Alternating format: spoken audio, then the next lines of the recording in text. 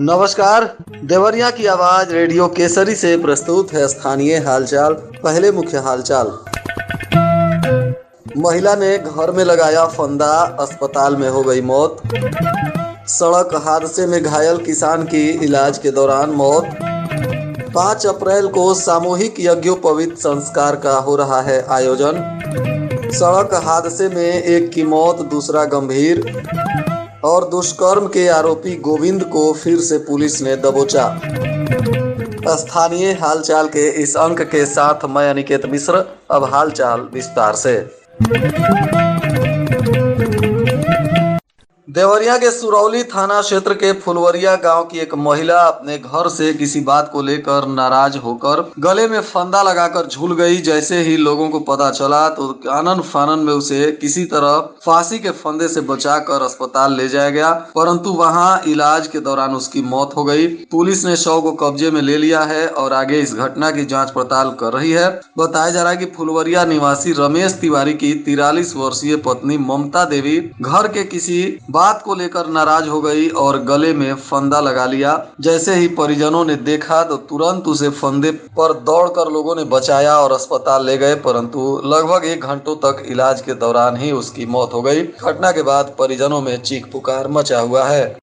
वहीं सड़क हादसे में तरकुलवा थाना क्षेत्र के मिसरौली गांव के किसान की मौत हो गई है। बताया जा रहा है कि घायल अवस्था में उन्हें 18 दिनों से गोरखपुर मेडिकल कॉलेज में भर्ती कराया गया था, जहां उनका इलाज चल रहा था। 18 दिनों तक जीवन और मौत से जूझने के बाद अंत में उन्होंने इस जीवन को त्याग दिया। घटना के बाद से परिजनों में चीख पुकार मचा हुआ है। इसमें तरकुलवा पुलिस ने अज्ञात वाहन चालक के विरुद्ध केस भी दर्ज कर लिया है। मृतक मिसरौली गाँव के रहने वाले किसान सुरेंद्र पासवान बताए जा रहे हैं, जिनकी उम्र लगभग 55 वर्ष के आसपास थी। 15 जनवरी की शाम को वह मोटरसाइकिल से जा रहे थे, तभी हादसा हो गया था और स्थानीय डॉक्टरों ने उन्हें गोरखपुर रेफर कर दिया था, जहां इलाज के दौरान उनकी मौत हो गई। देवरिया में सरयू पाणी ब्राह्मण परिषद मंच के द्वारा 5 अप्रैल को सामूहिक यज्ञोपवीत संस्कार का आयोजन किया जा रहा है। यह देवरही मंदिर परिसर में आयोजन होगा। इससे पूर्व यह आयोजन श्री विद्या धर्म संजीवन संस्कृत महाविद्यालय में आयोजित किया जाता था, परंतु अध्यक्ष आद्या प्रसाद शुक्ला और मंत्री कौशल कुमार मिश्रा ने संयुक्त रूप से बताया कि इस बार सामूहिक यज्ञोपवीत संस्कार में शामिल होने के लिए अभिभावक फोन कर जानकारी ले सकते हैं। इसके लिए फोन नंबर भी जारी किया गया है। यह मोबाइल नंबर है 94 50 53 16 19 पे कॉल करके सामूहिक यज्ञोपवीत संस्कार में हिस्सा लेने के लिए जानकारी साझा कर सकते हैं। एक और नंबर जारी किया गया है, यह 94 15 38 39 97 है। इस नंबर पर भी कॉल करके जानकारी ली जा सकती है। देवरिया जिले के खाम पार के भीमपुरवा मोड़ के पास एक भीषण सड़क हादसा हो गया, जिसमें एक व्यक्ति की मौत हो गई और दूसरा गंभीर रूप से घायल है। रविवार की सुबह हुई इस घटना में परिजनों में चीख पुकार मचा हुआ है। पुलिस ने शव को कब्जे में लेकर पोस्टमार्टम कराने के बाद परिजनों को सौंप दिया है। मृतक खामपार थाना क्षेत्र के बिरमा पट्टी निवासी बताए जा रहे हैं। इसमें मोहम्मद फिरोज, जिनकी उम्र 42 वर्ष है, ये और अनिर सुहान, जिनकी उम्र 28 वर्ष है, ये दोनों लोग मोटरसाइकिल से जा रहे थे। इसी दौरान भीमपुरवा में यह सड़क हादसा हो गया, जिसमें दोनों घायल हो गए। अस्पताल में ले जाया गया, जहां डॉक्टरों ने फिरोज को मृत घोषित कर दिया और अनिर सुहान की हालत गंभीर है, जिनका इलाज सरकारी अस्पताल में चल रहा है। गौरी बाजार पुलिस ने दुष्कर्म के फरार आरोपी को फिर से दबोच लिया। बताया जा रहा था कि वह कचहरी में पेशी के दौरान पुलिस वालों को चकमा देकर फरार हो गया था। फरार होने के बाद वह बकायदा क्लीन शेव भी करवा लिया था, ताकि पुलिस उसे नहीं पहचान सके। फिलहाल दूसरी बार पुलिस ने उसे गिरफ्तार कर अब कड़े रुख से उससे पूछताछ कर रही है। वहीं उसके फरारी होने पर एसपी ने कड़े रुख दिखाते हुए 3 पुलिस कर्मियों समेत 4 लोगों के खिलाफ केस भी दर्ज कराया था। बताते चले कि गौरी बाजार के पोखरभिंडा निवासी गोविंद पुत्र स्वर्गीय शिव निषाद को पुलिस ने 7वीं की छात्रा के साथ दुष्कर्म और पॉक्सो एक्ट के तहत गिरफ्तार किया था और इसी मामले में वह पुलिस कस्टडी से चकमा देकर फरार हो गया था, जिसके बाद पुलिस के पसीने छूट रहे थे। परंतु 24 घंटों के अंदर फिर से पुलिस ने उसे दूसरी बार गिरफ्तार कर अब न्यायिक हिरासत में भेज दिया है। जिला अल्पसंख्यक कल्याण अधिकारी आशुतोष पांडे ने बताया कि उत्तर प्रदेश मदरसा शिक्षा परिषद द्वारा संचालित सेकेंडरी, सीनियर सेकेंडरी, कामिल एवं फाजिल 2024 की परीक्षा 13 फरवरी से 21 फरवरी के बीच आयोजित की जा रही है।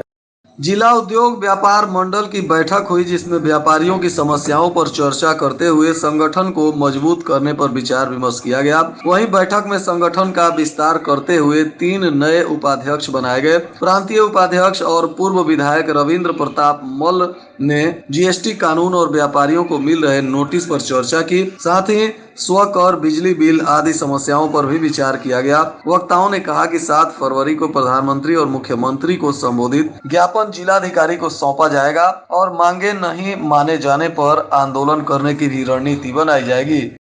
शहर में क्रिटिकल केयर यूनिट बनाने के लिए मेडिकल कॉलेज प्रशासन को भूमि नहीं मिल रही है। भूमि की व्यवस्था को लेकर कॉलेज प्रशासन दिन रात एक किए हुए है। भूमि मिल जाने से क्रिटिकल केयर यूनिट बनने का मार्ग प्रशस्त हो जाएगा। जिले में मेडिसिन विभाग के गंभीर रोगियों के इलाज का नहीं है। मेडिकल कॉलेज में आईसीयू या आईसीसीयू भी नहीं है, जिसके चलते गंभीर रोगियों को हायर सेंटर में रेफर करना पड़ता है। इस समस्या से पार पाने के लिए प्राचार्य ने 50 बेड का क्रिटिकल केयर यूनिट खोलने का प्रस्ताव शासन को भेजा था। शासन ने इस पर विचार करते हुए स्वीकृति दे दी है। इसके लिए 23 करोड़ 75 लाख की राशि भी अवमुक्त कर दी गई है, पर जिला प्रशासन इसके लिए आवश्यक 4250 वर्ग मीटर भूमि की व्यवस्था नहीं कर पाया है। यह यूनिट बन पाई तो बहुत से रोगियों की जान बचाई जा सकेगी। एक महिला की तहरीर पर शादीशुदा बेटी को अपने झांसे में लेकर करीब 40 लाख रुपए के गहने के साथ उसे लेकर चंपत होने वाले मां बेटे के खिलाफ पुलिस ने धारा 366 के विरुद्ध केस दर्ज किया है। सदर कोतवाली क्षेत्र के परसिया अहिर निवासी मनोज दुबे ने सदर कोतवाली में तहरीर देते हुए यह केस दर्ज कराया है। उन्होंने बताया कि उनकी बेटी की शादी 2022 में नागभार निवासी आशुतोष मिश्रा से हुई थी। कुछ दिनों से सौरभ कुमार वत्स, पुत्र स्वर्गीय अजय कुमार शर्मा और उसकी मां उषा देवी उनकी विवाहिता बेटी को बहला फुसला कर करीब 40 लाख रुपए के जेवर और पैसे लेकर अपने साथ चले गए हैं। उन्हें आशंका है कि वह मां बेटे उनकी बेटी की हत्या कर लाखों के गहने और रुपए हड़प सकते हैं। फिलहाल अब इस बयान पर पुलिस ने मामला दर्ज कर अनुसंधान शुरू कर दिया है।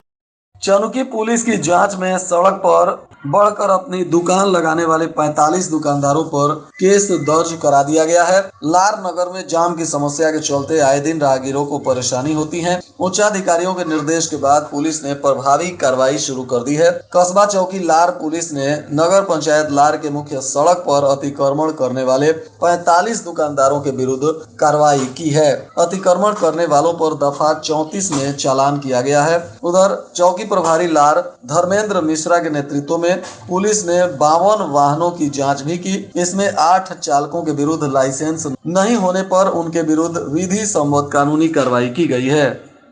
उत्तर प्रदेश में रविवार को मौसम का मिजाज फिर से बिगड़ा है। कई इलाकों में बारिश शुरू हो गई है। आंचलिक मौसम विज्ञान केंद्र ने पूर्वी पश्चिमी बुंदेलखंड अंचलों के ज्यादातर हिस्सों में बारिश या गरज चमक के साथ बौछारें पड़ने की संभावना जताई है। कुछ इलाकों में 30 से 40 किलोमीटर प्रति घंटा की रफ्तार से तेज हवाएं भी चल सकती हैं। राज्य के कुछ हिस्सों में सोमवार से मंगलवार के बीच भी ऐसा ही मौसम रहने की उम्मीद है। रामपुर कारखाना थाना क्षेत्र के बभनौली गांव में सरकारी खड़ंजा उखाड़ने को लेकर विरोध किए जाने पर दो पक्षों में जमकर मारपीट हो गई। पुलिस ने इस मामले में राकेश प्रसाद पुत्र स्वर्गीय नवल किशोर प्रसाद की तहरीर पर 4 लोगों के विरुद्ध मारपीट सहित गंभीर धाराओं में मुकदमा पंजीकृत कर मामले की जाँच पड़ताल शुरू कर दी है।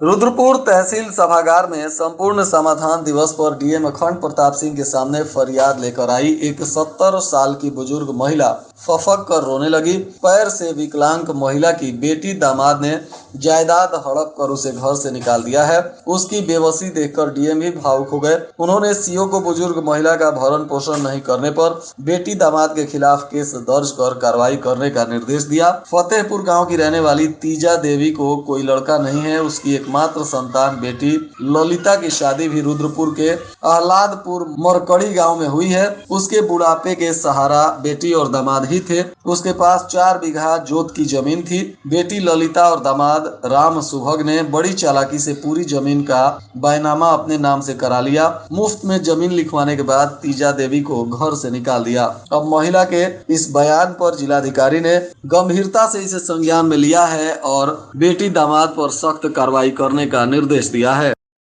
आज के मौसम का तापमान देवरिया में न्यूनतम 10 डिग्री सेल्सियस और अधिकतम 22 डिग्री सेल्सियस रहने की संभावना है। अंत में मुख्य हालचाल एक बार फिर। महिला ने घर में लगाया फंदा, अस्पताल में हो गई मौत। सड़क हादसे में घायल किसान की इलाज के दौरान मौत। 5 अप्रैल को सामूहिक यज्ञोपवीत संस्कार का हो रहा है आयोजन। सड़क हादसे में एक की मौत, दूसरा गंभीर। और दुष्कर्म के आरोपी गोविंद को फिर से पुलिस ने दबोचा। इसके साथ ही रेडियो केसरी से प्रसारित स्थानीय हालचाल का यह अंक समाप्त हुआ।